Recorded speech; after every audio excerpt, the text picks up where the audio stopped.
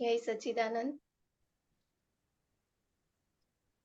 ओम तपोवन ध्यान योग आयोजित ध्यान करो योगी बनो की इस ध्यान श्रृंखला में आप सभी ध्यानियों का हृदय से स्वागत करते हैं। आइए हम सब मिलकर गुरु शक्तियों का आह्वान करते हैं।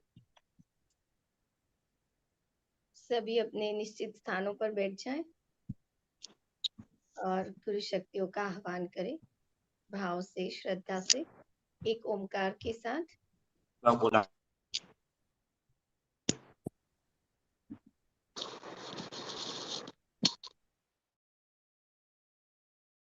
ओम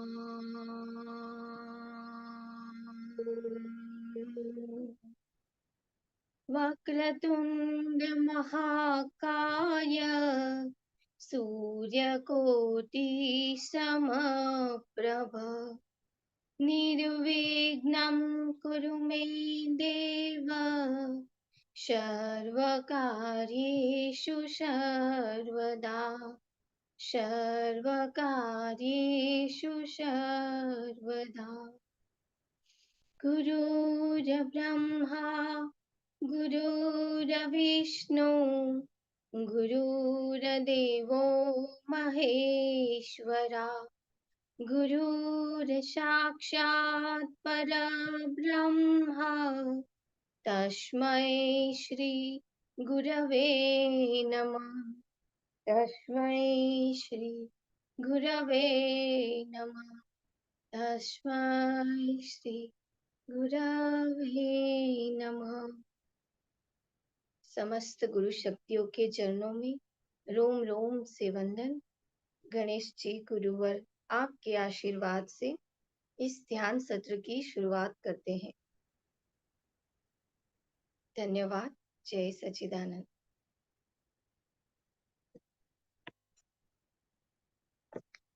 आप सब जिस ध्यान सत्र में अभी जुड़े हैं, तो आज हम जिस ध्यान की एक कड़ी को जोड़ने जा रहे हैं, जो हमें हमारे खुद के स्व से जोड़ने वाली है।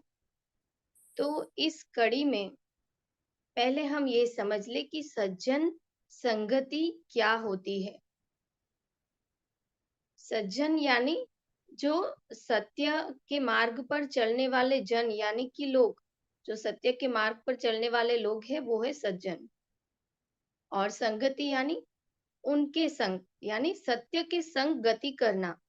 जो सत्य के मार्ग पर चलने वाले लोग हैं, उस सत्य के साथ गति करना, ये है सज्जन संगति। तो आज सभी सज्जन, आप सभी के माध्यम से एक सभी सज्जन जो आपस में एक ध्यान की कड़ी से जुड़े हैं, उनके साथ आज हम सब गति करेंगे।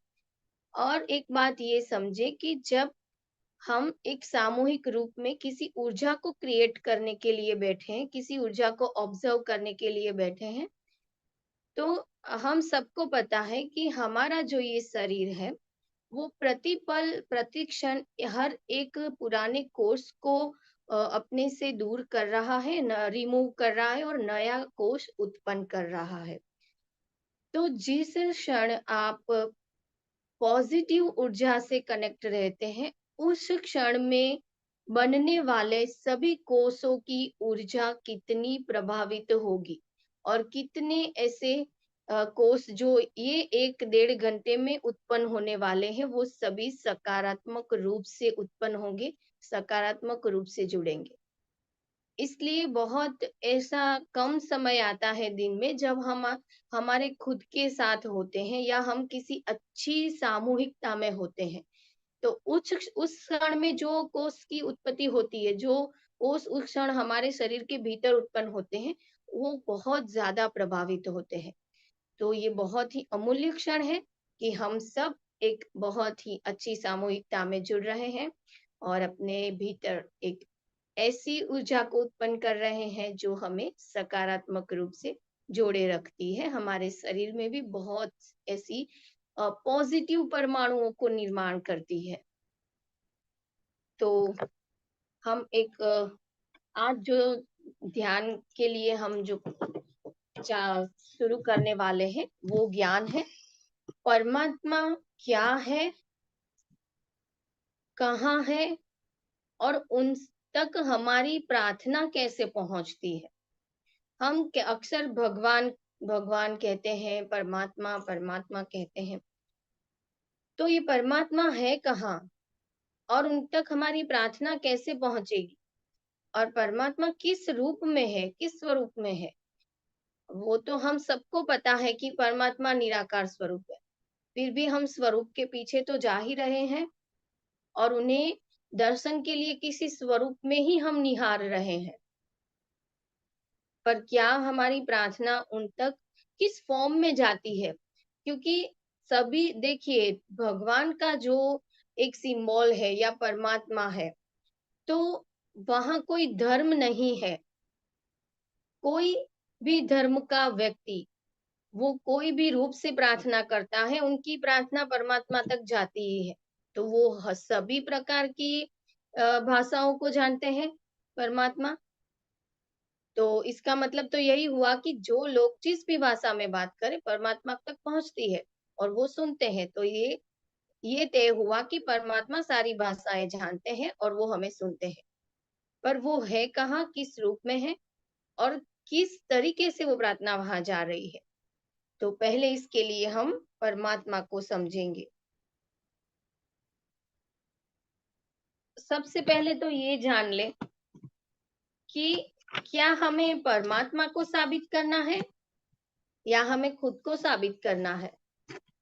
देखिए, भगवान जब हमारे पास हमें यहाँ पृथ्वी पर भेजते हैं, तो हमारे साथ उनकी एक ऊर्जा के रूप में, जैसे हम सब प्रार्थना में या अफर्मेशंस में बोलते हैं कि मैं ही परमात्मा का दिव्य अंश हूँ।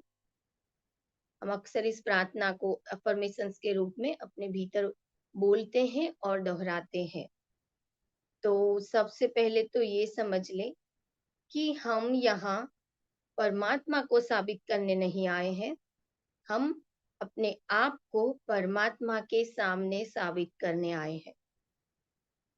हम हमारी भीतर जो भी अपना उच्च स्व है, जो भी हमारी आत्मा है, उनको पहचानने आए हैं, जो परमात्मा से जुड़ी है, जो परमात्मा का ही अंश है। तो इसको समझेंगे तो हमें परमात्मा समझ में आएगी। अब एक ये भी बात समझ ले कि सबसे पहले ये जान लिया कि परमात्मा है और उनका अस्तित्व भी है। इस ब्रह्मांड की संपूर्ण कण कण में वो अपने पूरे अस्तित्व के साथ मौजूद है। तो एक छोटा सा कण लो, उसमें भी वही चेतन है, और एक बड़ा सा पहाड़ हो तो उसमें भी वही चेतन है। एक छोटा सा नदी का झरना हो तो उसमें भी वही चैतन्य है, और एक बड़ा सा समुंदर है तो उसमें भी वही चैतन्य है। एक छोटा सा जन्मा हुआ बालक, वो भी परमात्मा का अंश है, और एक वयस्क वृद्ध व्यक्ति भी परमात्मा का अंश है। तो परमात्मा का तो कोई स्वरूप तो हुआ नहीं, वो हर रूप में विद्यमान है। तो अब दूसरी बात ये कि हम परमात्मा को मानते हैं या नहीं। तो ये हम कैसे समझेंगे। परमात्मा को मानना यानी अपने आप का स्वीकार करना। जब हम परमात्मा को मानते हैं तो हम अपने आप का स्वीकार कर रहे हैं। देखिए, हमारे भीतर परमात्मा है, इसीलिए हम परमात्मा को मानते हैं। और गुरुदेव ने क्या कहा हमें, परमात्मा विद्युत ब्रह्म है। तो यही रूप से हम सभी साधकों को ध्यान में ऊर्जा की अनुभूति होती है, प्रकाश की अनुभूति होती है, चैतन्य की अनुभूति होती है। ये किस तरह से हुई, क्योंकि परमात्मा भीतर विद्यमान है। तो ये एक दूसरी बात हो गई कि हम सभी परमात्मा को मानते हैं। अब उन तक हमारी प्रार्थना कैसे पहुंचेगी और हम उन्हें पहचानेंगे कैसे। चलिए, आप सभी 2 सेकंड के लिए आंख बंद करें और अपने दोनों हाथों को अपनी नाभि के पास इस तरह से, इतने गैप से अपनी नाभि के पास रखें। आप सभी अपनी नाभि के पास दोनों हथेलियों को थोड़े से डिस्टेंस से रखें और अब जो अपना चित्त है, ध्यान है, उसे दोनों हथेलियों के बीच केंद्रित करना है।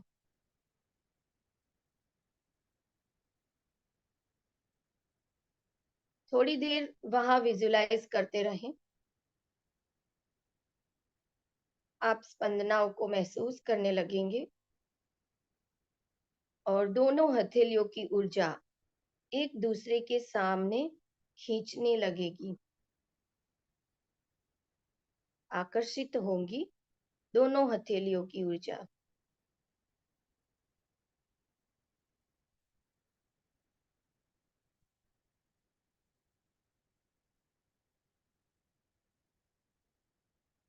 अब आप मन में दोहराएंगे, स्थूल शरीर,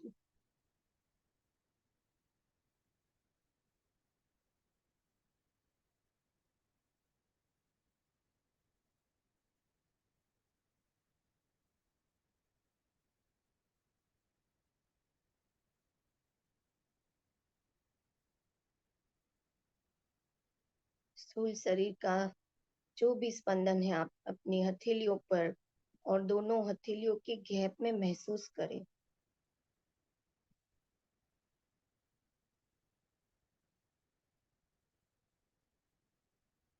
अब मन में दोहराएं, मन,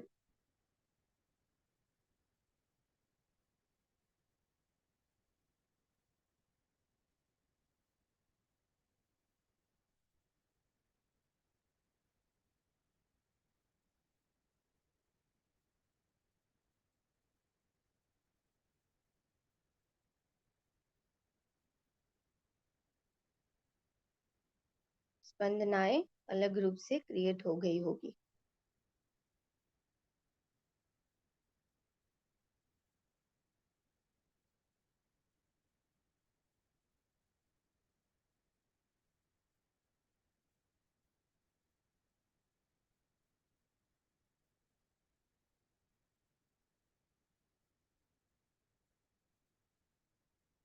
अपने मन को पूर्ण रूप से शांत कर ले, सभी विचारों से मुक्त हो जाए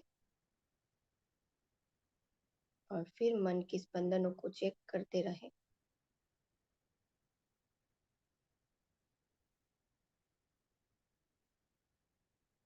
अब मन में दोहराए, प्राण,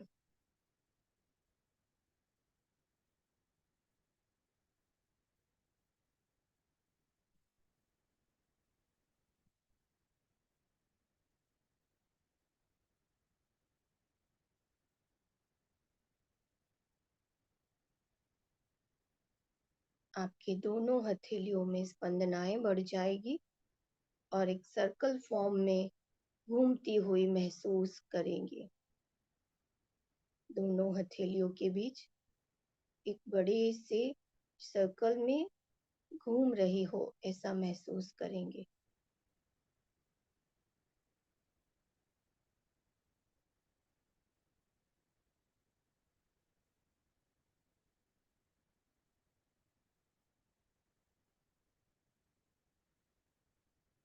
अब कहना है, सहस्त्रार चक्र,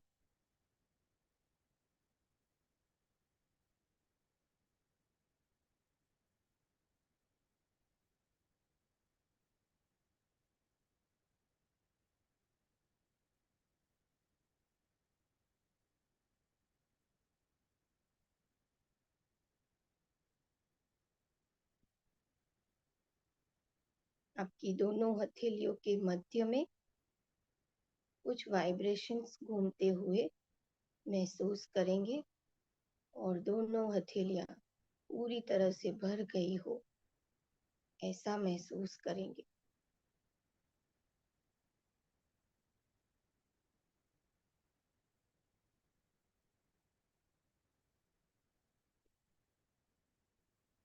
और एक बार कहना है, पूर्ण रूप से बैलेंस हो, पूर्ण रूप से बैलेंस हो,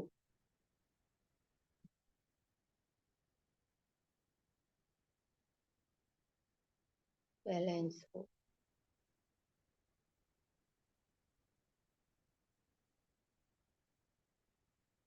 रिलैक्स। दोनों हथेलियों को आप खोल दें और रिलैक्स हो जाए।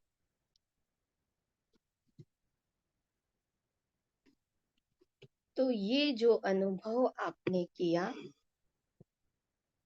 ये प्राण का अनुभव है, जो हमारे गुरुदेव ने हमें सिखाया है कि पूरे प्राण को हथेलियों के माध्यम से एक जुट में एकत्र करें और फिर सभी चक्रों को में से प्रवाहित करते हुए पूरे बॉडी में प्रवाहित कर दें और मन को भी प्राण से भर दें, ताकि जिस समय आप ध्यान करने बैठे हैं, सत्संग सुनने बैठे हैं, उस समय आप निर्विचार हो जाएं और ध्यान की प्रगाढ़ता में जा सके। तो ये जो प्राण का अनुभव आपने अभी किया है, वही परमात्मा का सूक्ष्म स्वरूप है। तो परमात्मा यानी प्राण का सुख जो है वो सूक्ष्म स्वरूप है परमात्मा का। तो आप सोचिए कि परमात्मा कितने विराट होंगे, और जब उनसे जुड़ जाते हैं तो कितना एनर्जी का फ्लो हम पर आएगा कि हम अपने आप को भी उस समय उसमें डुबो देंगे। तो इसलिए परमात्मा ने अपने अंश स्वरूप प्राण को सभी आत्माओं में प्रवाहित किया है। इसलिए हम कहते हैं ना कि हम परमात्मा का दिव्य अंश है। जो ये अंश है वही प्राण है। और इसलिए हमें हमारे गुरुदेव जिस दिन दीक्षा देते हैं उस दिन हमें प्राणों से कनेक्ट करवाते हैं, हमारे ही भीतर के प्राणों से। तो हम हमारे भीतर के परमात्मा से जुड़ जाते हैं। तो हमें परमात्मा को कहीं भी बाहर खोजने की आवश्यकता ही नहीं रहती। अब जो ये सूक्ष्म स्वरूप हमारे भीतर है, तो हमें प्रश्न आएगा कि तो परमात्मा का विराट स्वरूप कहाँ है? जहां से हम आए हैं हमारे भीतर उनका सूक्ष्म अंश लेकर, तो उनका विराट स्वरूप कहाँ है और उन तक हम कैसे पहुंचे? तो इसके लिए ही सबसे आसान मार्ग है प्रार्थना। आध्यात्म में प्रार्थना सबसे महत्वपूर्ण पाया है। प्रार्थना ही करते करते साधक आध्यात्मिक रूप से आगे बढ़ता है। और जब प्रार्थना परिपूर्ण हो जाती है, परिपक्व हो जाती है, तब साधक की स्थिति संकल्प में निर्माण हो जाती है और प्रार्थना फिर संकल्प बन जाती है। और जो एक बार सुषुम्ना में रहकर की गई प्रार्थना संकल्प बन के फलीभूत होती है, क्रियाओं में आती है। तो इसलिए आज हमें जरूर से ये समझना है कि हम प्रार्थना कैसे करें और भगवान तक, परमात्मा तक उन्हें कैसे पहुंचाए। अब हम गीता में जो कृष्ण भगवान ने कही है एक बात, उसे हम समझ लें कि उसमें कृष्ण भगवान ने अर्जुन से कहा है कि आ, मुझे न कोई मार सकता है, न मैं कभी जन्म लेता हूँ, न कोई मुझे जला सकता है, न कोई मुझे सुखा सकता है। मैं कभी भीगता भी नहीं और कभी सूखता भी नहीं। तो परमात्मा की ये क्या परिभाषा है कि परमात्मा कभी जन्म नहीं लेते, कभी मरते नहीं, वो कभी जलते नहीं, कभी सूखते नहीं, कभी भीगते नहीं। तो ये क्या है? हमने कई बार ऐसा सुना है, મને કોઈ મારી નથી શકતું, મને કોઈ જન્માવી નથી શકતું, હું અજન્મા છું, હું અમર છું, હું અવિનાशी છું। तो आज ही वस्तु આપણે हम जैसे सुनते हैं तो वो क्या है? यही तो है, गुरुदेव ने कहा वैसे परमात्मा विद्युत ब्रह्म है। तो इसी व्याख्या को हम समझेंगे कि परमात्मा किस तरह हमारी प्रार्थना को सुनते हैं। देखिए, जो विचार हम हर क्षण करते हैं उनमें से कुछ ही विचार क्रियाओं में आते हैं। पूरा दिन हम जो विचार कर रहे हैं, हम कभी भी विचार शून्य नहीं होते हैं। हाँ, ये बात ठीक है कि हम जब ध्यान में बैठे हैं, निर्विचार हो गए हैं और उस क्षण परमात्मा से चुके हैं, उस एनर्जी से जुड़ चुके हैं, अपने भीतर के उच्च स्वर से जुड़ चुके हैं, लेकिन बाकी के पूरे समय हम विचार थॉट्स में तो चलते ही रहते हैं।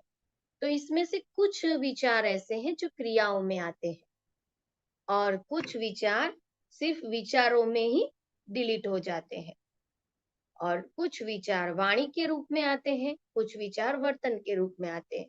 तो ये जो हमारा पूरा जीवन है, वो सिर्फ विचार, वाणी और वर्तन से बना हुआ है। अब जब हम परमात्मा को समझने बैठे हैं, तो हमें एक बात जरूर से समझ लेनी है और आध्यात्मिक रूप से जो भी साधक आध्यात्म के पंथ पर चलने लग गए हैं, उन्हें तो ये बात जरूर से समझनी है कि नसीब जैसी कोई चीज नहीं होती। हम अक्सर ये बोलते रहते हैं कि नसीब में होगा तो मिलेगा, मेरे नसीब में होगा तो मुझे भगवान मिलेंगे, मेरे नसीब में होगा तब आएंगे। नसीब नाम की कोई चीज ही नहीं होती। जो आध्यात्म को समझ रहे हो, तो इस बात को भी समझ लो कि हम प्रति पल प्रति क्षण अपना भाग्य खुद बना रहे हैं, अपने विचारों से, अपनी वाणी से और अपने वर्तन से।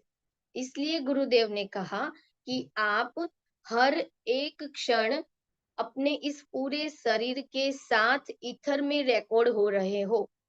तो हम कहाँ रिकॉर्ड हो रहे हैं? हमारे ही अर्ध जागृत मन में। हम जैसे जन्म लेकर आए हैं, कुछ कर्म संचित कर्म लेकर आए हैं, उसके बाद हम यहाँ नए कर्म घटित करते हैं, तो वो कर्म भी हम भोगते हैं, पुराने कर्मों को भी भोगते हैं। इस तरह से हमारा जीवन चलता है। लेकिन जिस दिन हमने हमारे विचारों को समझ लिया, हमारे वर्तन को समझ लिया और हमारे मुख से निकलने वाली वाणी के प्रति हम अवेयर हो जाते हैं, उसी क्षण हमारा भाग्य बदलना शुरू हो जाता है। तो परमात्मा हमारे ही माध्यम से प्रकट हो रहे हैं और हम उसे बिना जाने बिना समझे ही यूज कर रहे हैं अपने स्वार्थ के लिए, अपनी इच्छाओं की पूर्ति करने के लिए। तो इसके लिए अवेयर होना है कि हर एक क्षण अपने विचारों को देखते रहे। यही तो साक्षी भाव है, इसी से साक्षी भाव आता है। अपने विचारों को देखना और उसके बाद उस अनुरूप उस वाणी को बोलना और फिर उसे वर्तन में लाना। इन्हीं से हमारे चारों ओर एक वाइब्रेशंस क्रिएट होते हैं, हमारा ओरा निर्माण होता है और उसी के साथ हमारा जीवन निर्माण होता है कि आगे की क्षण में क्या घटना घटित होगी, ये इसी से तय हो रहा है। तो बहुत ही अवेयर रहना है हमें हमारे विचारों के प्रति, हमारी वाणी के प्रति। क्योंकि कृष्ण भगवान ने अर्जुन से एक और भी बहुत ही अच्छी एक बात कही है गीता में कि मनुष्य दो प्रकार की कर्म बांधते हैं, दो प्रकार के कर्म करते हैं। एक जो फिजिकल रूप से कर रहे हैं, जैसे कि हम सुबह उठते हैं, नहाते हैं, कुछ काम करते हैं, खाना बनाते हैं, या पुरुष लोग ऑफिस जाते हैं, वर्क करते हैं, ये एक कर्म हो गया। लेकिन दूसरा कर्म जो हमारे विचारों में चल रहा है, ये करेंगे, वो करेंगे, या कर भी लेते हैं विचारों में, तो ये जो दूसरा कर्म वहां हो रहा है, वो भी पेंडिंग बन रहा है, उसका भी वहां लेखा जोखा हो रहा है। तो ये जो दो प्रकार के कर्म है, एक तो हम देख रहे हैं और कर रहे हैं, दूसरा सिर्फ हम सोच रहे हैं और विचारों में ही कर रहे हैं। तो इसको कैसे समझे? देखिए, देख रहे हैं और कर रहे हैं ना, इसको हम बदल सकते हैं या कुछ अवेयर रखकर इसको हम सही भी कर सकते हैं, पर विचारों में जो चल रहा है वो अपने आप हो रही है प्रक्रिया। तो इसमें हमें अवेयर रहना है कि जैसे कि घर में कोई मेहमान आ जाते हैं और जब मेहमान आते हैं तो हम उसका वेलकम तो करते हैं, अच्छी स्माइल से करते हैं, आइए बैठिए, बहुत अच्छा स्वागत करते हैं। पर मन में क्या चल रहा है? फिर से आ गए, मुझे कहीं यहाँ बाहर जाना था या अभी मुझे ये करना था। ये जो गलत विचार उस मेहमान के प्रति, ये जो गलत भाव उसके प्रति आपके मन में जो भी आए, तो आपने वर्तन में जो किया उसकी इफेक्ट सिर्फ यहाँ रहेगी आपके आसपास, पर आपने जो विचारों में उनके प्रति नकारात्मक थॉट क्रिएट किए, वो जाता है परमात्मा के पास। तो परमात्मा हमारे स्पंदनों को, हमारे वाइब्रेशंस को पकड़ते हैं और उनके प्रतिफल हमें एक्शंस आते हैं, यानी कि हमारे क्रियाओं में वो चीज आती है, हमारे भाग्य जिसको हम बोल रहे हैं उसमें वो चीज आ रही है। तो बिल्कुल अवेयर हो जाएं कि रिकॉर्ड क्या चीज हो रही है, जो घटित ही नहीं हो रही वो चीज रिकॉर्ड हो रही है। जो घटित हो रहा है वो तो कर्म खत्म हो रहा है, पर जो घटित नहीं हो रहा और मन में जो नकारात्मक भाव क्रिएट किए वो स्पंदन परमात्मा के पास जा रहे हैं। और इसीलिए हम कभी कभी जो भी अच्छी चीजों को आकर्षित करने की कोशिश करते हैं, परमात्मा के प्रति आगे बढ़ने की कोशिश करते हैं, वहां ब्रेक लग जाती है। तो हमें आज से ये बात समझनी है कि पूरी तरह प्योर होना है, बाहर से भी और भीतर से भी, क्योंकि बिना प्योरिटी परमात्मा प्रकट नहीं होते। और अपने आप को प्योर बनाने के लिए, अपने भीतर चल रहे सभी विचारों को शुद्ध करने के लिए सिर्फ और सिर्फ एक ही माध्यम है, वो है प्रार्थना। और इसलिए हमें प्रार्थना को समझना है और प्रार्थना को हमें परमात्मा तक पहुंचाना है। हर एक शब्द, हर एक प्रार्थना उन तक कैसे पहुंचती है और उनका रिजल्ट हमें कैसे मिलता है, ये हम समझ ले कि हमारा जो भाव है, शब्द तो माध्यम बन रहे हैं, जो भाव है, जो हमारे भीतर की जितनी भी तीव्रता है, कितनी तीव्र इच्छा है, ये जो फ्रीक्वेंसी बनती है, ये जो उत्सुकता बनती है, ये जो तड़प बन रही है, वो ही एक प्रकाश के फॉर्म में, एक वाइब्रेशंस के फॉर्म में परमात्मा के पास जाती है।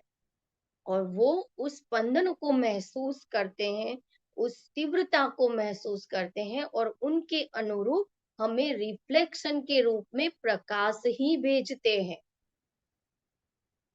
जिसे हम तथास्तु कहते हैं। तो परमात्मा सभी अच्छी या बुरी चीजों को सिर्फ तथास्तु कहते हैं। तो हमें ये सोचना है कि हमें हमारा जीवन कैसा बनाना है, हमें परमात्मा तक कैसे पहुंचना है और कैसे अपनी प्रार्थनाओं का सही परिणाम प्राप्त करना है।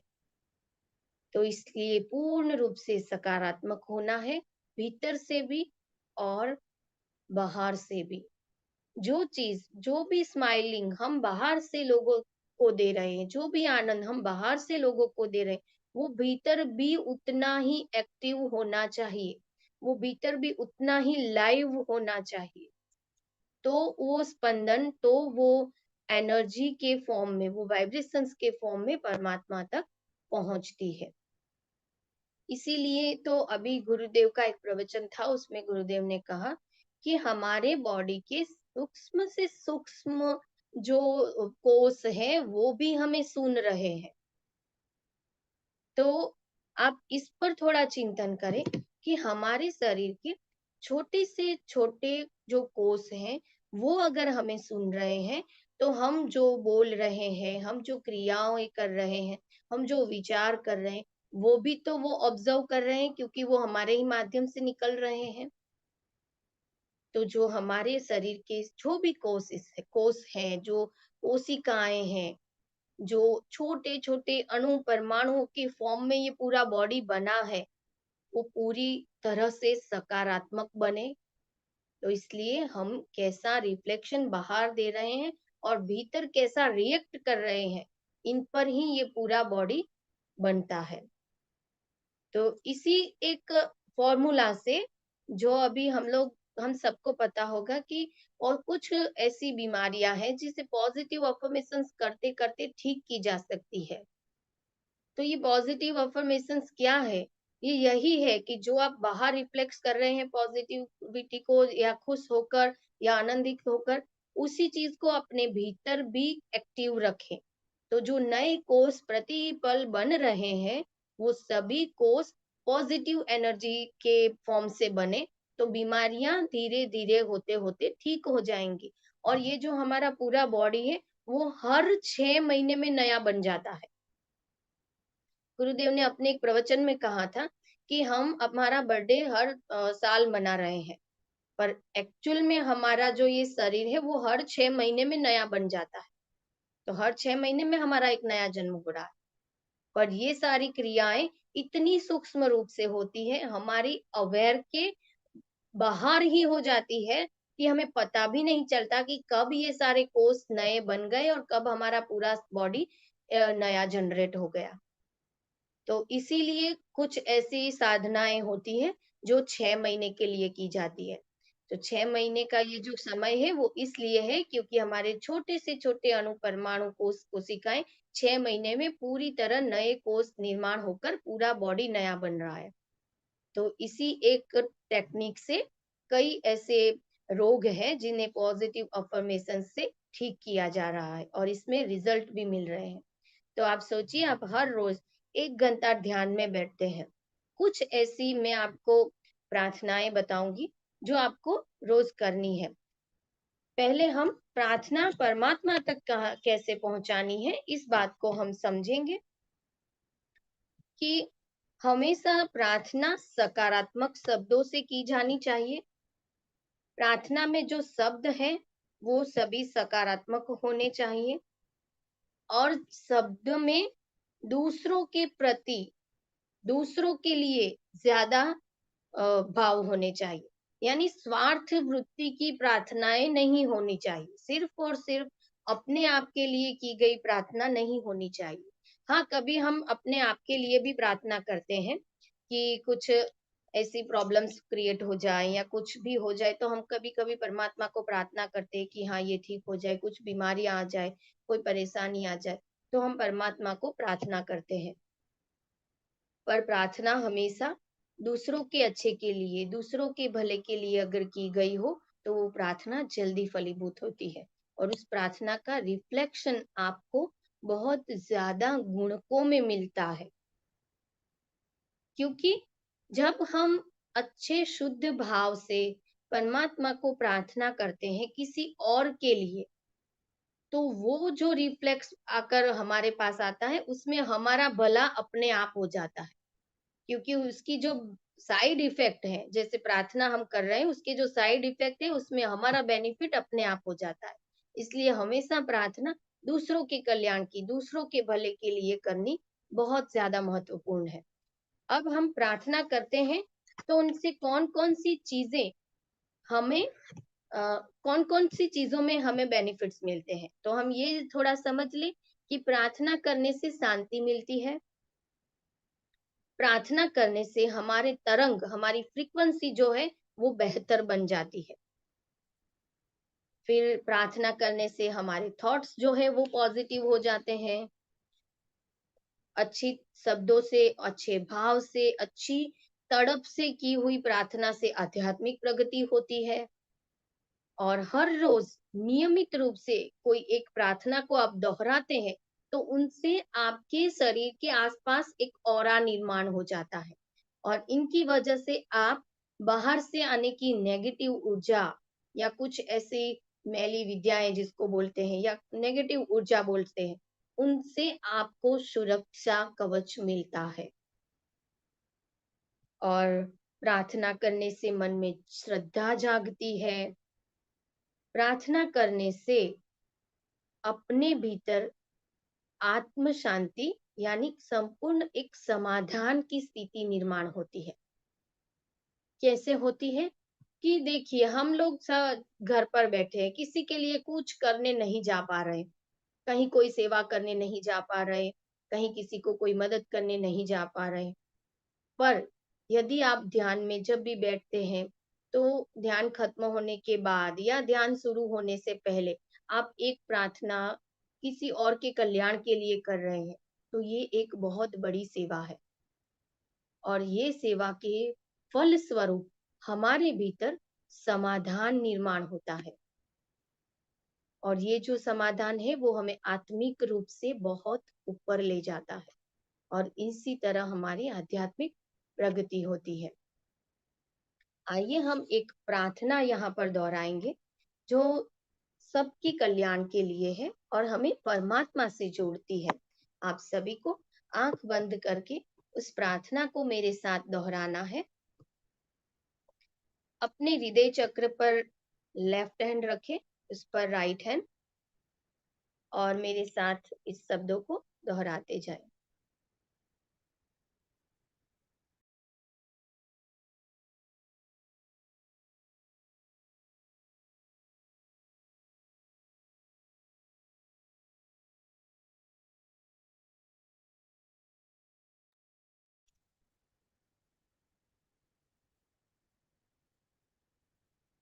हे परमात्मा,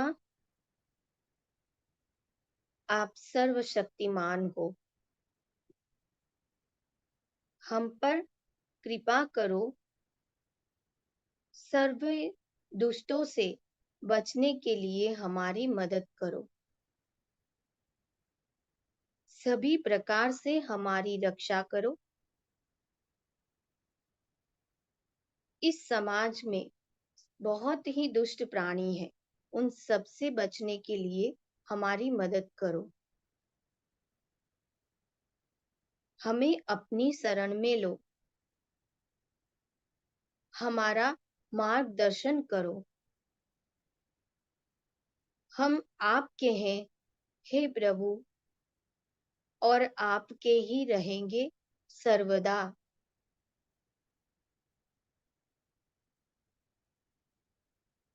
हमें अपने साथ ही रखो इस जीवन के अनंत काल तक,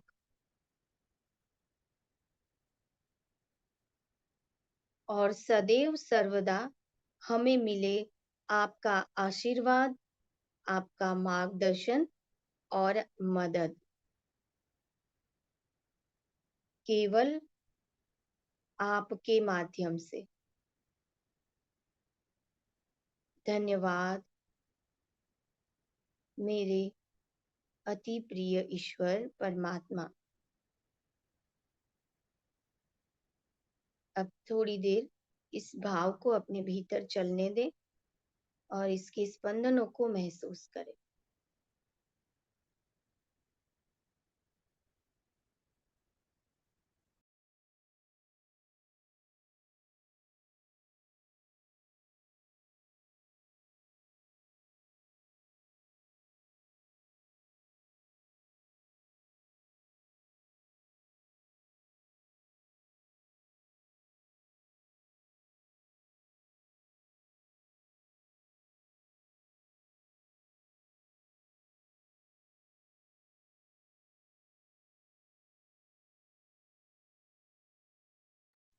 अब अपने दोनों हाथों को नीचे रख दें और प्रार्थना करते हुए ही हम ध्यान अवस्था में जाएंगे।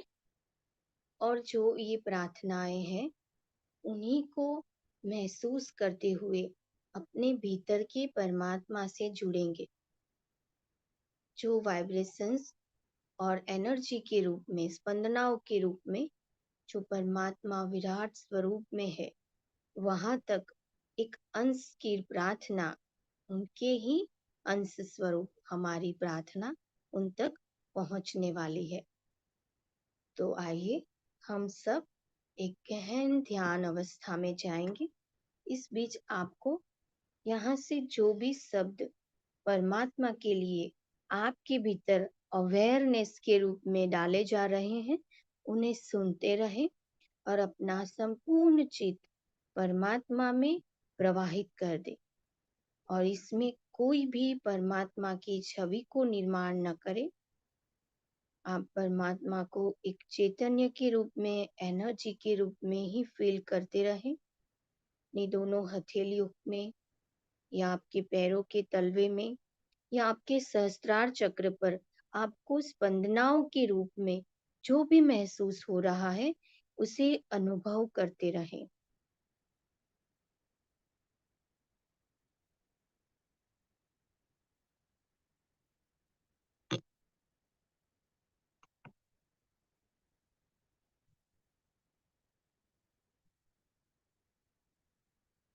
प्रार्थना हमें आध्यात्मिक ज्ञान को कर्म में घटित करने के लिए सहायभूत होती है। इनसे उत्तम प्रकार की आध्यात्मिक मांसपेशियां तैयार होती है। और ये जब हमारे भीतर तैयार होता है तो बाहर की कोई भी लालच या आकर्षित करने वाली चीजों से हम लालाहित नहीं होते और हमारा परमात्मा के साथ आध्यात्मिक रूप से बंधन परिपक्व हो जाता है। प्रार्थना हमेशा सच्चे और हृदय पूर्वक श्रद्धा के पूरे भाव से होनी चाहिए। तो ये एक चक्र के रूप में हमारे आसपास निर्माण हो जाती है और हमें अच्छे कार्य करने के लिए प्रेरित करती है।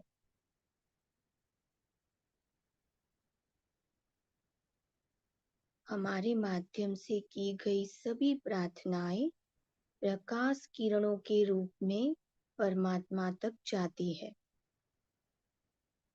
और परमात्मा उसे इस चैतन्य को महसूस करते हुए हमारे भावों को महसूस करके उनका रिफ्लेक्शन के रूप में हमें ऊर्जा प्रदान करते हैं, हमें शक्ति प्रदान करते हैं।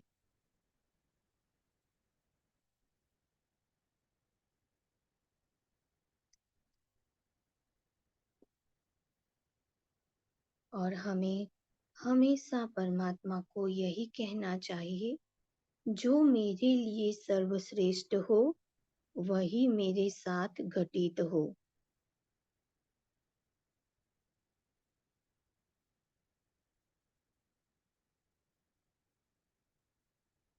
जब हम परमात्मा को कहते हैं कि जो उत्तम है मेरे जीवन के लिए, उस उच्च शक्ति के सामने मैं अपने आप को समर्पित कर रही हूँ, समर्पित कर रहा हूँ। मेरे लिए जो सही है वही आप मेरे लिए करें।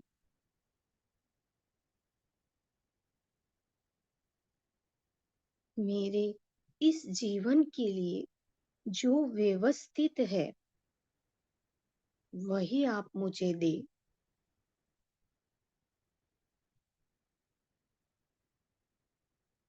और सबसे महत्वपूर्ण प्रार्थना करेंगे, जो मुझे मिला है ईश्वर, हे परमात्मा,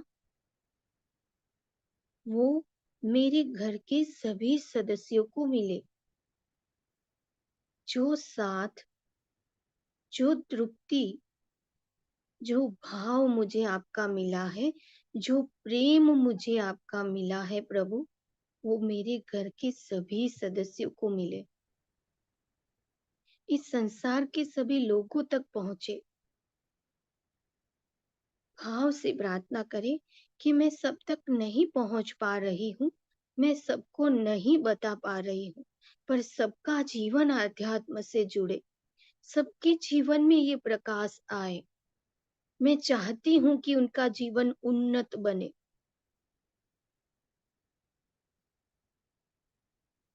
हे प्रभु, आप सबको देख रहे हैं, आप सबको निहार रहे हैं और मेरा भीतर से ऐसा भाव होता है, जब मैं किसी को दुखी देखती हूँ, जब मैं किसी के जीवन में समस्याएं देखती हूँ, उन्हें समस्याओं से घिरा हुआ देखती हूँ, जीवन से हारा हुआ देखती हूँ, तो मेरे भीतर बहुत सी स्पंदनाएं उत्पन्न होती है।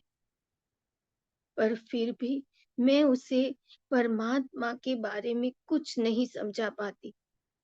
पर हे प्रभु, हे ईश्वर, मेरी ये प्रार्थना है कि आप उनके जीवन में प्रकाश भेजें, आप उनके जीवन में अध्यात्म जोड़े।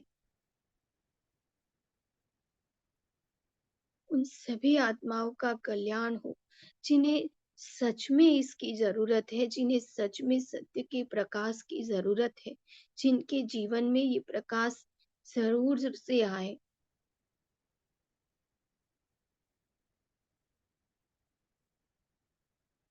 आज अपने भीतर से हृदय के भाव से अपने आप को परमात्मा के प्रति बह जाने दे। आज सिर्फ और सिर्फ दूसरों के कल्याण के लिए प्रार्थना करते रहें।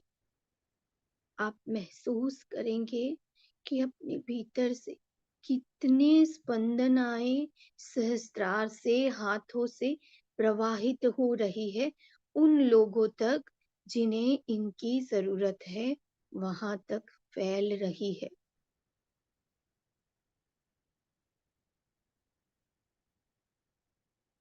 परमात्मा सच में हमारी प्रार्थना सुन रहे हैं, क्योंकि सच्चाई पूर्ण अंतकरण से निकले हुए सत्य के शब्दों को परमात्मा तुरंत ही ग्रहण करते हैं और उन्हें स्पंदनाओं के रूप में, प्रकाश के रूप में हमें रिफ्लेक्शन देते हैं।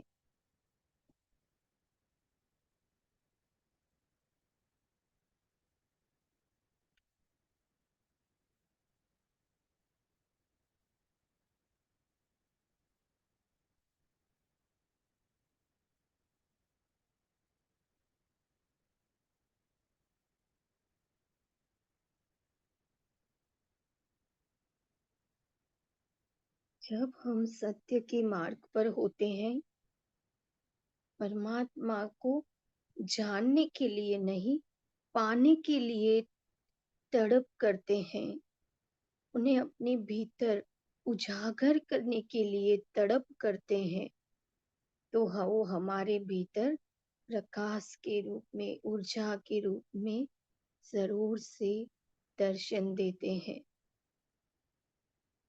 परमात्मा के इस पवित्र पथ पर आप हर पल सुरक्षित हो, स्वस्थ हो और इस सुरक्षा को, इस स्वस्थता को पाने के पात्र हो।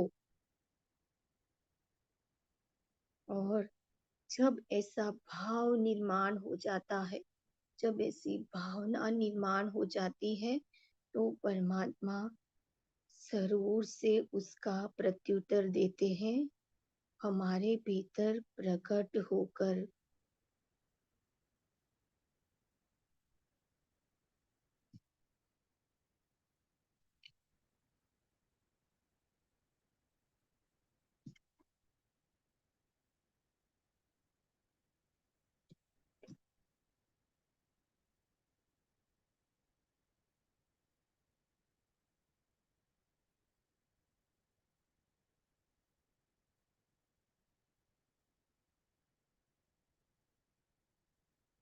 जब हम निरंतर किसी पॉजिटिव एनर्जी से भरी प्रार्थना को परमात्मा तक पहुंचाते हैं, तो हमें असीम शांति का अनुभव होता है।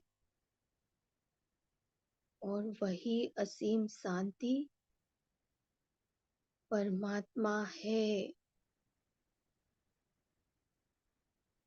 आज से आप सभी को मेरी हृदय से प्रार्थना है, कभी भी किसी को भी आध्यात्मिक रूप से अगर जोड़ना चाहते हैं, वो चाहे आपके पति हो, आपके परिवार के कोई स्वजन हो या कोई बाहर का व्यक्ति हो, आप उसे अपनी वाणी से कभी कुछ न कहें, क्योंकि वाणी जो है वो शारीरिक रूप से प्रकट होती है, जिसमें शरीर की कुछ बाधाएं होती हैं। पर यदि आप उस व्यक्ति के लिए, आप अपने पति के लिए, आप अपने स्वजन के लिए या किसी भी व्यक्ति के लिए अध्यात्म में जोड़ने की प्रार्थना के रूप में कर रहे हैं, स्वयं इस कार्य को परमात्मा को सौंप रहे हैं, तो आप निश्चित रूप से परिणाम को देखेंगे। आप महसूस करेंगे कि आपकी प्रार्थना जो स्पंदनाओं के रूप में परमात्मा तक जा रही है, किसी की आध्यात्मिकता में प्रगति के लिए, किसी को परमात्मा से जोड़ने के लिए की गई प्रार्थना वो सबसे पहले सुनता है। और आप जब किसी को जोड़ने के लिए निमित्त बन जाते हैं, आपकी प्रार्थना किसी को आध्यात्म में जोड़ने के लिए निमित्त बन जाती है, तो वो आपको गुणकों में ऊर्जा प्रदान करते हैं, आपके जीवन को उन्नत बना देते हैं।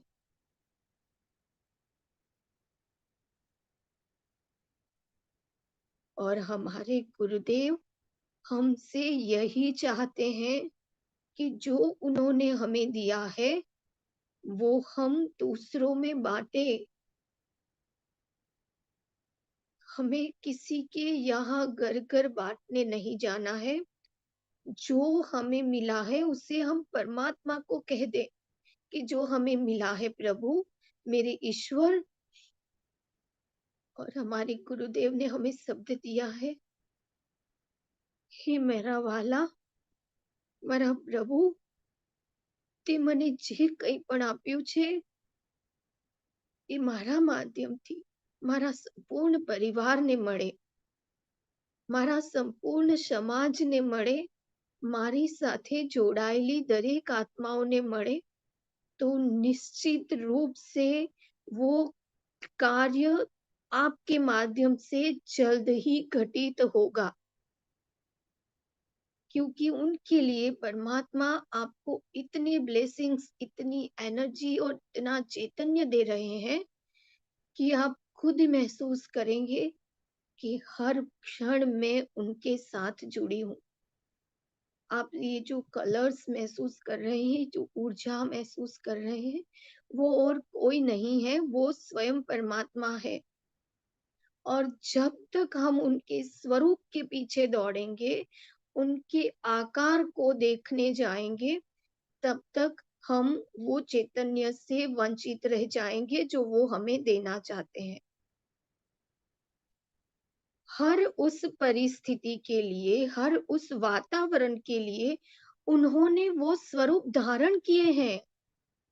हम क्यों उन स्वरूपों को पकड़ने जा रहे हैं, जबकि गुरुदेव बार-बार कह रहे हैं स्वरूप को छोड़ो, तो आप परमात्मा को पकड़ लोगे। जो मुझे अनुभव हुआ है वो आपको हो जाएगा। परमात्मा स्वरूप में है ही नहीं, वो विद्युत ब्रह्म है जो हर क्षण आप में विद्यमान हो रहा है। आपसे मिलने के लिए वो भी तड़प रहा है।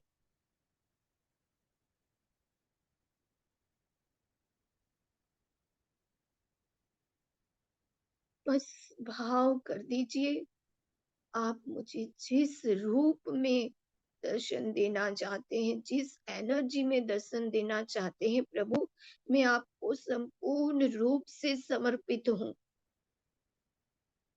फिर चाहे आपको सिर्फ एनर्जी फील हो, चाहे आपको प्रकाश दिख जाए या चाहे आपको सिर्फ स्पंदनाएँ महसूस हो सहस्त्रार पर, हृदय चक्र में, वो परमात्मा ही है।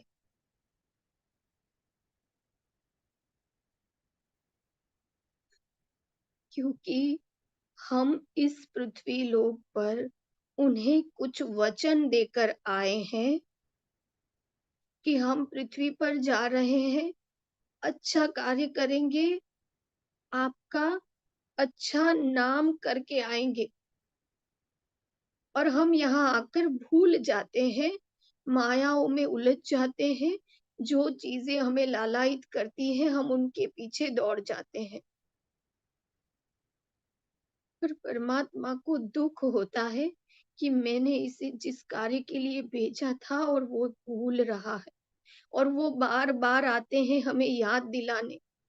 कुछ ऐसे माध्यमों के रूप में हमें याद दिलाते हैं, कभी कुछ ऐसे गुरुओं को हमारे जीवन में भेज देते हैं कि हमें हमारा उद्देश्य याद आ जाए और हम उस उद्देश्य को याद करते हैं, तब तड़प-तड़प कर रोते हैं कि हम क्या कार्य करने आए थे और क्या कर रहे हैं। आप परमात्मा को प्रार्थना करें कि हम 2-3 संतानों की माताएँ हैं, पिता हैं। हमारा बच्चा जब नाम रोशन करता है तो हमें कितनी खुशी होती है। तो परमात्मा के ये करोड़ों बच्चे हैं वो परमात्मा का नाम रोशन करके, उनके माध्यम से जब परमात्मा पृथ्वी पर प्रकट होते हैं, तो परमात्मा कितने खुश होते होंगे। और आप उस घड़ी को महसूस करें कि हम बहुत ही अच्छा कार्य करके कई आत्माओं के जीवन में प्रकाश फैला के जब इस पृथ्वी से वापस जा रहे हैं, उस क्षण को महसूस करें। कितनी अद्भुत वो क्षण है जो परमात्मा हमें खुद भेंटने आए हैं, अपने गले लगा रहे हैं और हमें चूम रहे हैं और कह रहे हैं, मेरे बच्चे ने कितना अच्छा कार्य किया है। मैंने तुझे जिस लिए भेजा था, तू वही कार्य करके आया है। आप उस क्षण को, उस घड़ी को इसी क्षण में जी ले, इसी क्षण में महसूस कर ले कि जो कार्य करने उन्हें हमें भेजा है, वो हमने बेहतरीन तरीके से कर दिया है। और कई अनंत आत्माएं, जिन्हें हम हमारे पितरु कहते हैं, जिन्हें हम हमारे इष्ट देव कहते हैं, वही वही सब खुश होकर, आनंदित होकर हमें लेने आते हैं। तो हृदय के भाव से परमात्मा से कहें, हे प्रभु, मुझे हमेशा सत्य के सही पथ पर ही रखना। मुझे हर पल, हर क्षण वो शक्ति देना जो मुझे तुम्हारे पास लेकर आए, और मैं उस शक्ति से उस कार्य को आपकी इच्छा के अनुसार करूं, उन आत्माओं तक पहुंचूं जिन्हें इनकी आवश्यकता है, जो तड़प रहे हैं, जो खोज रहे हैं।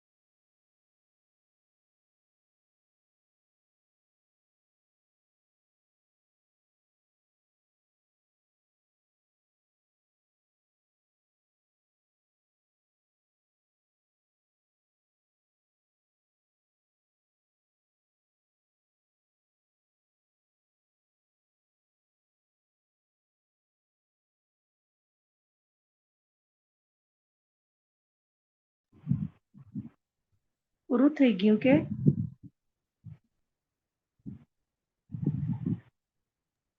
ध्यान में बैठ जाना है और जो भी मन में भाव आ रहे हैं, उसे परमात्मा को समर्पित करते जाएं। आप सभी अभी और 20 मिनट ध्यान में बैठे रहें।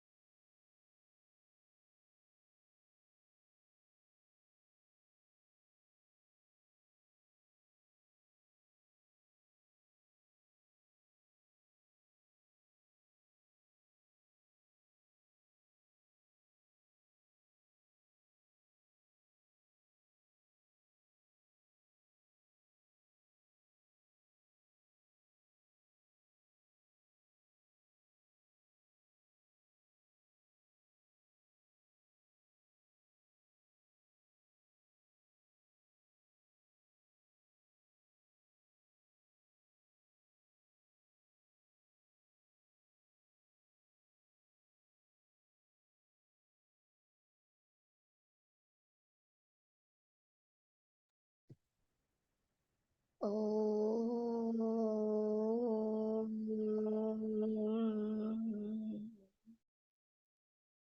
हे परमात्मा, विश्व में सबका कल्याण हो, शुभ हो, सबके विचार परमात्मा की ओर पॉजिटिव हो। विश्व में सबका कल्याण हो, शुभ हो, सबके विचार परमात्मा की ओर पॉजिटिव हो। विश्व में सबका कल्याण हो, शुभ हो, सबके विचार परमात्मा की ओर पॉजिटिव हो, ध्यान की ओर पॉजिटिव हो, एक दूसरे की ओर पॉजिटिव हो, हर घर मैत्री भाव हो, संपूर्ण समाज शाकाहार हो, संपूर्ण समाज व्यसन मुक्त हो। हे परमात्मा, हमारे सद्गुरु का स्वास्थ्य पूर्ण रूप से स्वस्थ हो एवं गुरुदेव के सभी अंग सुचारू रूप से कार्य कर रहे हैं। गुरुदेव की आयु दीर्घ हो, यही हम सभी पवित्र आत्माओं की शुद्ध प्रार्थना है, शुद्ध प्रार्थना है, शुद्ध प्रार्थना है। धन्यवाद करेंगे सभी गुरु शक्तियों के चरणों में लोम लोम से धन्यवाद।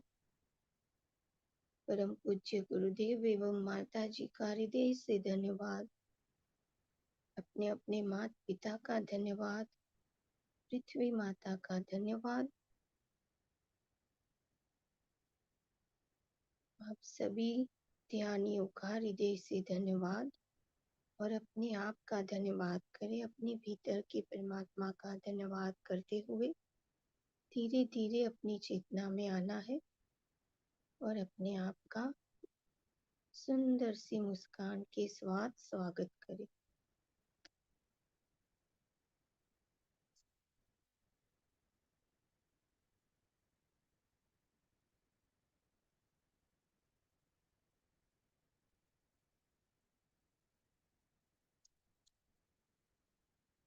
धन्यवाद आप सभी को। जय सच्चिदानंद।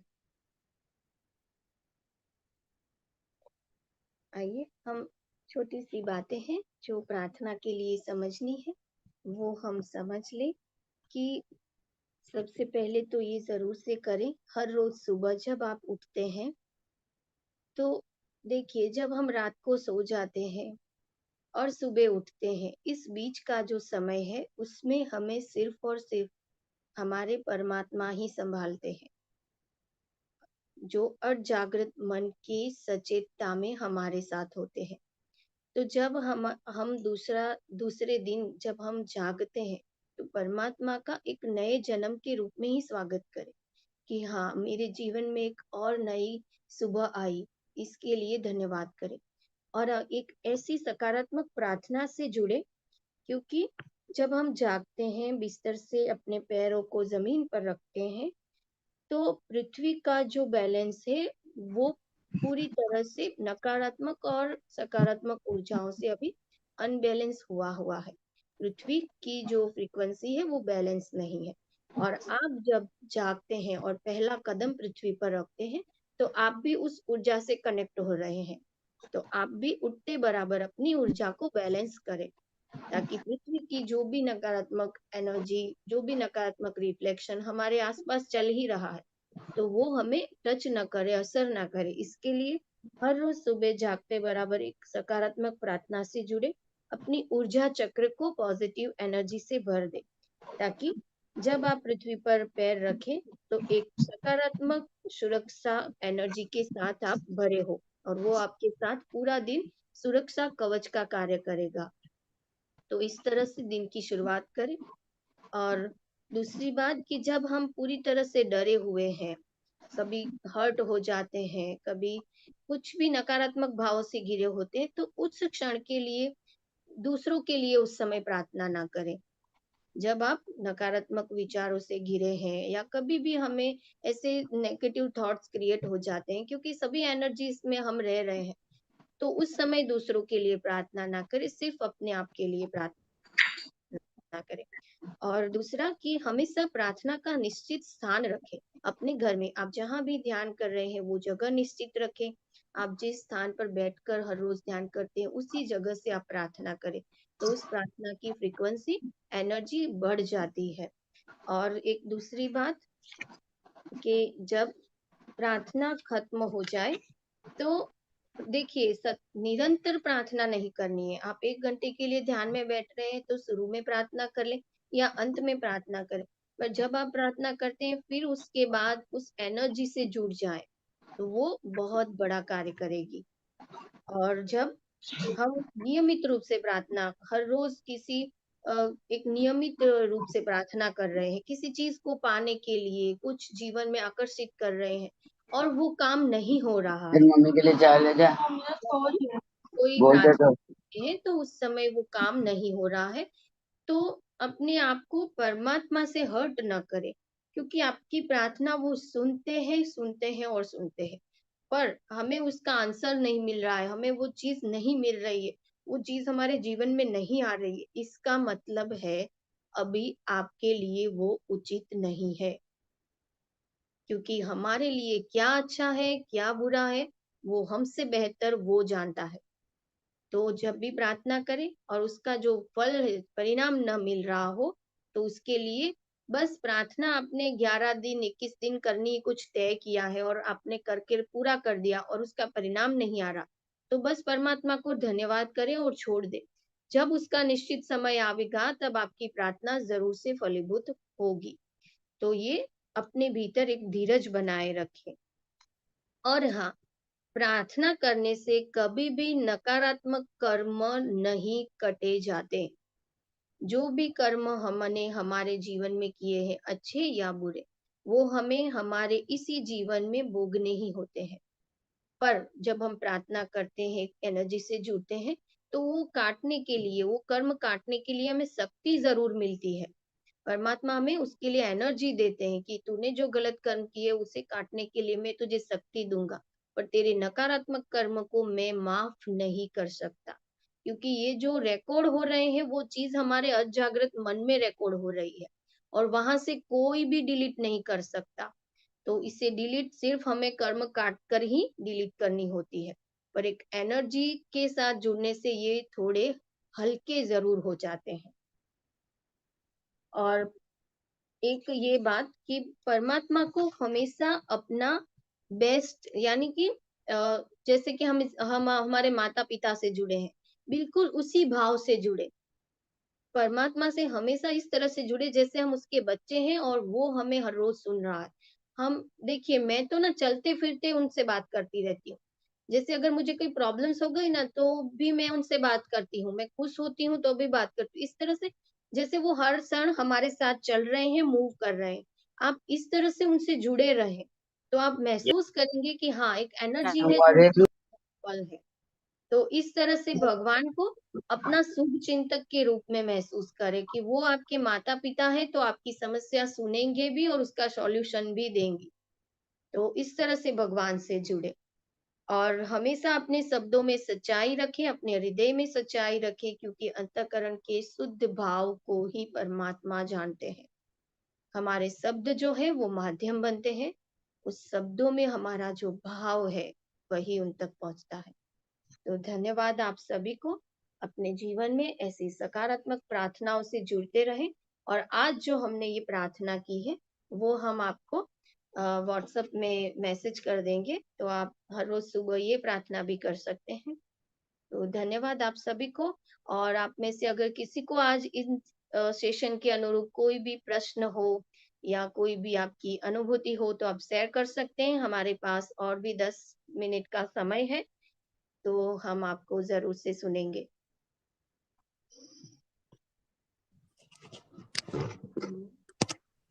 हरिओम।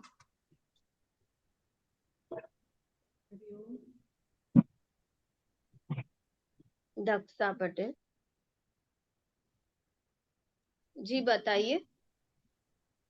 आज ध्यान में मेरा 23 से मारे आंसू झलकता नहोता।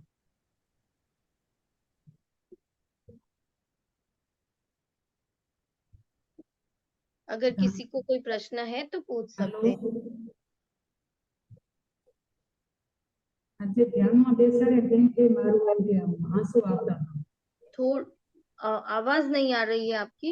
थोड़ा माइक नजदीक रखिए, फोन को नजदीक रखकर बताएं। ધ્યાનમાં બેઠી હતી ને ત્યારથી જ આંસુ બહુ આવતા હતા. तो हम हमारे भाव को परमात्मा तक पहुंचा रहे थे, तो जो अंतःकरण का भाव है वो हमारे अश्रुओं के माध्यम से बहता ही है। तो ये बहुत ही अच्छी बात है कि आपने हृदय के अच्छे शुद्ध भाव से परमात्मा तक प्रार्थना की है। तो ये बहुत अच्छी बात है। धन्यवाद। ये ऊपर लाल वाला ધન્યવાદ. फिर लाल वाला आएगा. જય ગુરુદેવ. कौन बोल रहा है? प्लीज आप कैमरा ऑन रखें। तो दमयंती बेन जो है वो बोल रहे थे, दमयंती बेन, उनके कमरे में अंधेरा है। जी बताए बताए। और आप अपनी भाषा में ही बोल सकते हैं, गुजराती में भी बोल सकते हैं।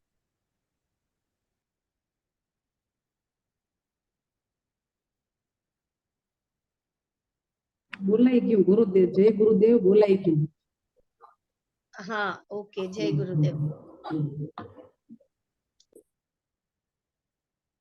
जी। और किसी को कुछ प्रश्न है आज के सेशन के अनुरूप? હરિઓમ. हरिओम।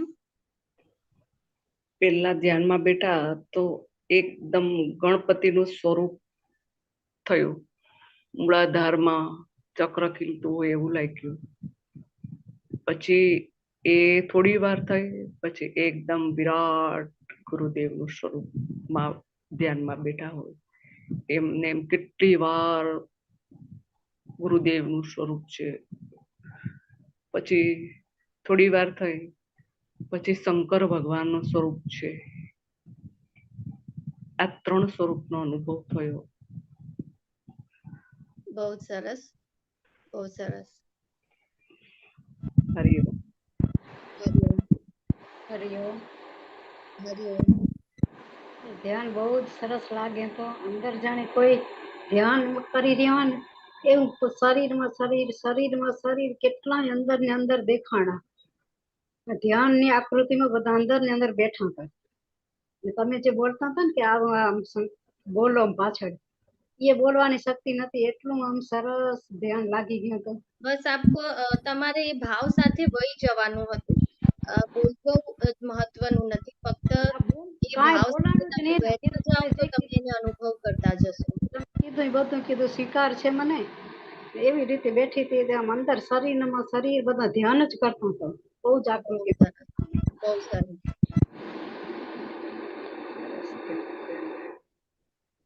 હરિઓમ। હરિઓમ હરિઓમ। કાલે ધ્યાન છે?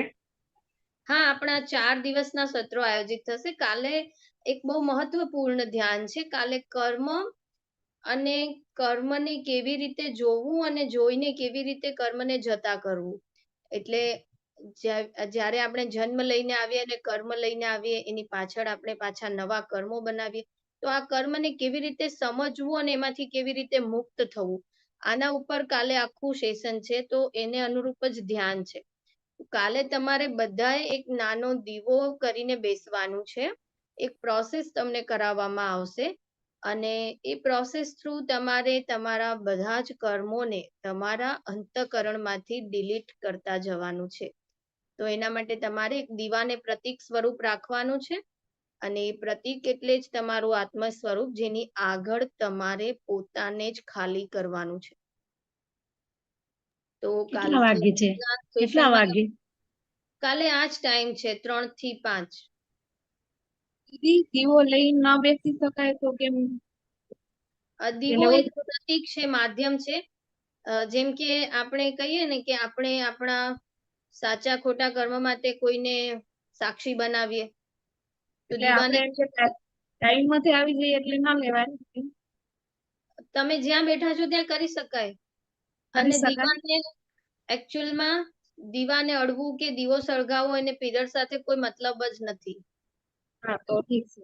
હા, તમે જરૂરી નથી તમારા મંદિરના સ્થાને બેસો ત્યાં દીવો કરો। તમે જ્યાં બેઠા છો ત્યાં તમારા આગળ એક દીવાને તમે અગરબત્તી કોઈ પણ છે ને તમારા શું કહેવાય કે અગ્નિ તત્વ, તમે ધૂપ કરશો ને તો પણ ચાલશે. દીપ કરો, ધૂપ કરો, કે તમે કોઈ એવું અગરબત્તી, કોઈ પણ એવું એનર્જીના ફોર્મમાં તમારી આગળ તમે એને રાખો જે તમારા માટે એક સાક્ષી સ્વરૂપ બનશે, જે તમારું આત્મ સ્વરૂપ, અને એની આગળ તમારે બધા જ કર્મોને સ્વાહા કરી દેવાનું છે, ખાલી થઈ જવાનું છે કર્મોમાંથી. તો બહુ મોટી પ્રોસેસ છે આ, કારણ કે જ્યારે તમે કોઈને કઈ વસ્તુ કહી નથી શકતા, ક્યારેક એવા નકારાત્મક કર્મો અજાણતા કે જાણતા ઘટિત કરી દઈએ છીએ, આપણા શબ્દોથી, આપણા વર્તનથી કોઈને આહત કરી દઈએ છીએ, તો એ આપણા અજાગ્રત મનમાં તો સ્ટોર થાય જ છે. ભલે આપણે કોઈને કહીએ કે ના કહીએ, કોઈને ખબર પડે કે ના પડે, આપણા અંદર એને ખબર જ છે કે આ વસ્તુ મેં કરી છે, અને આ આપણે જ્યાં સુધી બીજાને નથી કહી શકતા, અંદર ને અંદર સ્ટોર રાખીએ છીએ, દરેક પુરુષો માટે પણ અને દરેક સ્ત્રીઓ માટે પણ, જ્યાં સુધી અંદર સ્ટોર રહે છે. તમને લાગે છે આ વસ્તુ કેમ બની રહી છે, આ જે હાર્ટ એટેક આવી રહ્યા છે, આ જે બ્લોકેજીસ બની રહ્યા છે, આના જ કારણે છે. તમે તમારી અંદર દબાવી રાખેલી ભાવનાઓ નકારાત્મક એનર્જીના રૂપમાં તમારી અંદર સેવ રહે છે, અને તમને કઈ ને કઈ બીમારીના ફોર્મમાં બહાર આવે છે. તો જે પણ કઈ મોટી મોટી સમસ્યાઓ જીવનમાં ઘટિત થાય છે, શારીરિક સમસ્યાઓ, એ આવા જ બધા થોટ્સને સેવ કરવાથી થાય છે. જો આ તમે ડિલીટ કરી દો તો તમારું પૂરું જે બોડી છે એ એક ચૈતન્યથી, એનર્જીથી ભરાઈ જશે. એ એનર્જીને, ચૈતન્યને અંદર જવા માટે કંઈક કાઢશો તો એ અંદર જશે ને. તમે અંદર એવું કંઈ ભરી રાખી છે, એની જગ્યા એવી પેક કરી રાખી જ્યાં એનર્જીને જવા જ નથી દેવું, તો એનર્જી ત્યાં જશે કઈ રીતે? એટલે પહેલા એને ડિલીટ કરો, ખાલી કરો, એ જગ્યાને સાફ કરો, અને ત્યાં પછી પરમાત્માની ઉર્જાને અવતરિત કરો.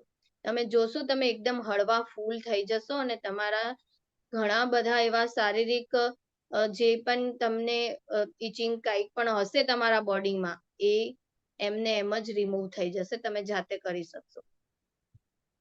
જય સચિદાનંદ દીદી. તો આના માટે કાલનું ધ્યાન છે, તો તમે કાલે જરૂરથી જોડાઓ અને સાક્ષી બનો તમારા પોતાના કર્મો માટે. તો આજના માટે આપ સૌને જય સચિદાનંદ. જય સચિદાનંદ. ઘડીમાં આપ સૌ સજ્જનો એક સંગતિના રૂપમાં આવ્યા, અને એક સામૂહિક એનર્જી ક્રિએટ થઈ, અને સૌ સજ્જનો સાથે થોડા ક્ષણો માટે આપણે ગતિ કરી, તે માટે આપ સૌનો ધન્યવાદ. જય સચિદાનંદ. ધન્યવાદ. બહુ મસ્ત થયું. ધન્યવાદ. જય સચિદાનંદ. હરિઓમ હરિઓમ હરિઓમ. હરિઓમ હરિઓમ. હરિઓમ દીદી. હરિઓમ દીદી, હરિઓમ. ધન્યવાદ દીદી, ધન્યવાદ.